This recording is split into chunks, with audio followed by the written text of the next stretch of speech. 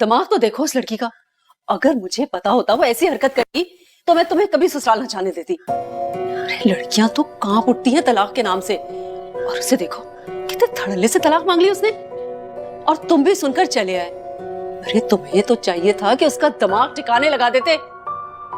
शौहर को घर बुला के जलील कर दिया उसने, और माँ बाप को भी देखो, बजाय इसके कि उसे समझा दे और शय दे रहे हैं उसे। मैं तो कहती हूँ उसे 2-4 महीने मैके में बैठा रहने दो। वहां बैठी रहेगी तो खुद ही अकल ठिकाने आ जाएगी। अभी तो तुम्हारे लाड प्यार ने उसका दिमाग खराब कर दिया है। समझती है मैं नखरा करूंगी, मुंह बनाऊंगी तो तुम तड़प जाओगे, दौड़े चले आओगे। अरे उसकी अकल ठिकाने लगा दो तुम, और अगर नहीं मानती ना तो दे दो तलाक, शौक पूरा हो जाए उसका। उसे भी पता चले ना जिद करने का क्या नतीजा होता है।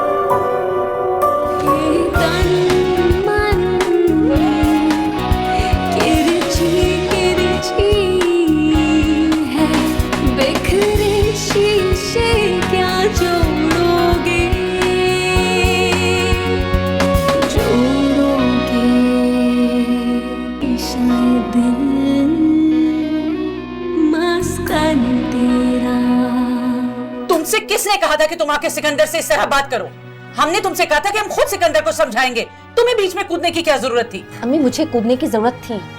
मेरी जिंदगी के इतने अहम इशू पे आप मुझसे मशवरा किए बगैर कैसे फैसला कर सकती हैं? कर सकते हैं हम फैसला, क्योंकि हम तुम्हारे माँ बाप हैं और तुम्हारे लिए कभी कोई गलत फैसला नहीं करेंगे। आपने किया, मेरी जिंदगी का बहुत अहम फैसला आपने गलत किया, सिकंदर से मेरी शादी का।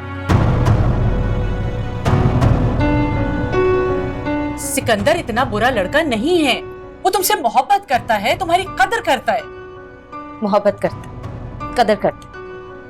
अम्मी वो मेरी इज्जत तक नहीं करता, और आप मोहब्बत और कदर की बात कर रहे हैं। लेकिन तुम आप खामोश क्यों बैठे, समझाते क्यों नहीं इसे? बेटा तलाक बहुत बड़ी चीज होती है। मैं जानती हूँ अब्बा, मगर इंसान की इज्जत नफ्स से बढ़कर तो कोई चीज नहीं होती ना।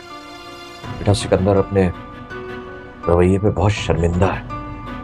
उसने मुझसे वादा किया है कि आइंदा वो सब कुछ नहीं करेगा। अब्बा मैं तंग आ गई उसकी इन बातों से। अब्बा वो झूठा है, वो झूठ बोलता है। अब्बा मैं सारी जिंदगी उसके साथ रहूंगी और वो सारी जिंदगी मुझ पे हाथ उठाता रहेगा। उसके लिए औरत पे हाथ उठाना कोई बुरी बात नहीं है। उसने मुझे खुद बताया कि उसने सारी जिंदगी अपने माँ को अपने बाप से पिटते देखा है। अब्बा उसके लिए तो शर्म की बात भी नहीं है। लेकिन अब्बा मैंने तो कभी जिंदगी में ऐसा नहीं देखा। मैंने कभी नहीं देखा कि मेरे बाप ने मेरी माँ पे हाथ उठाया। मैं सबकी आदी नहीं हूँ, लेकिन वो आदी उसके लिए बड़ी बात नहीं है।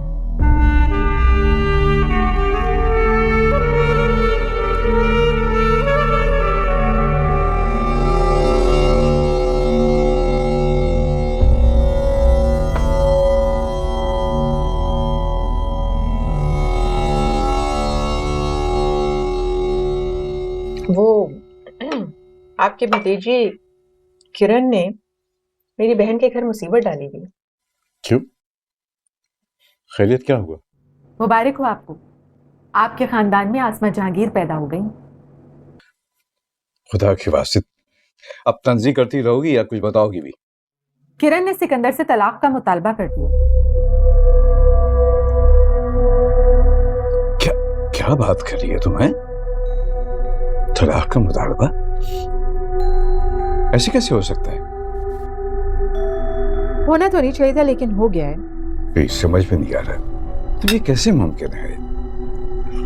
वो सिकंदर को चाहती है, वो सिकंदर से क्यों तलाक लेगी? जबकि तुमने मुझे कहा था कि सिकंदर उसका बहुत ख्याल रखता है, बहुत चाहता है, तो सिकंदर से अलग क्यों चाहेगी? इसलिए क्योंकि सिकंदर ने उसके नखरे उठा उठा के उसका दिमाग खराब कर दिया।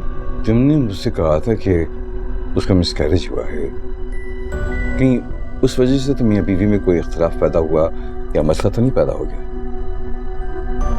नहीं, मसाइल तो उसने पहले दिन से ही वहां पैदा किए हैं। ये तो मैंने ही आपसे कोई जिक्र नहीं किया।